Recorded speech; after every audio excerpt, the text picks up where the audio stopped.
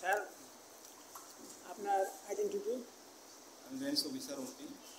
আচ্ছা, এই যে 3 days এসএসসি ট্রেনিং প্রোগ্রাম, এটা রিসোর্স পারসন কে এবং এটা কীভাবে করা হয়েছে স্যার?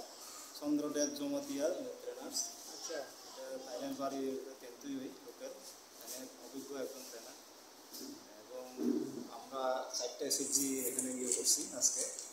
ড্রাই ফিশ মেকিং, কুন্তয়া মহিলা বদল এসএসজি, বিসিং জলাই এবং সিসাকা মহিলা দল, দুপুরই দুরুই বদল, এই 4টা এসএসজি আমরা 25 জনের একটা প্রোগ্রাম 3 দিনের।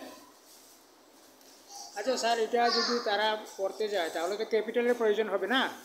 তো ক্যাপিটাল আপনাদের ডিপার্টমেন্ট কীভাবে এটা প্রোভাইড করবে? অ্যাকচুয়ালি এটা আজকে যে ট্রেনিংটা, এটা এসকার্টমেন্ট প্রজেক্টের আন্ডারে এবং লাইভলিহুড ডেভেলপমেন্ট যাতে হয়। আচ্ছা, গ্রাম অঞ্চলের যারা মহিলারা যারা করেন তারা যাতে লাইভলিহুড ডেভেলপমেন্ট হয়, এই উদ্দেশ্য লয়েই আমাদের এই যে এসকার্টমেন্ট প্রজেক্টের যে একটা আছে এরকম লাইভলিহুড ডেভেলপমেন্টের ব্যাপারে, এই উদ্দেশ্য লয়েই তাদের লাইভলিহুড ডেভেলপমেন্ট করার জন্যই আমরা এই প্রোগ্রামটা ইয়ে করছি।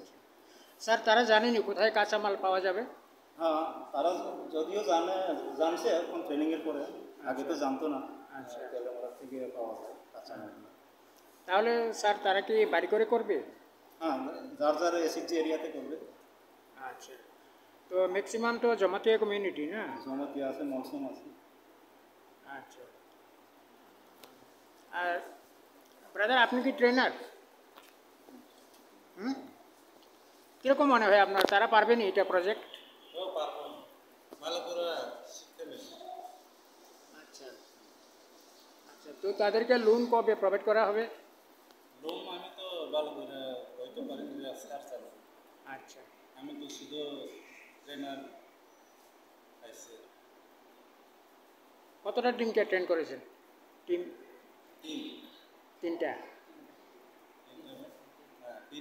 তিনটা টিমে 30 জন। বেনিফিশিয়ারি কয়জন টোটাল? 25 জন। আচ্ছা ঠিক আছে ব্রাদার, থ্যাংক ইউ।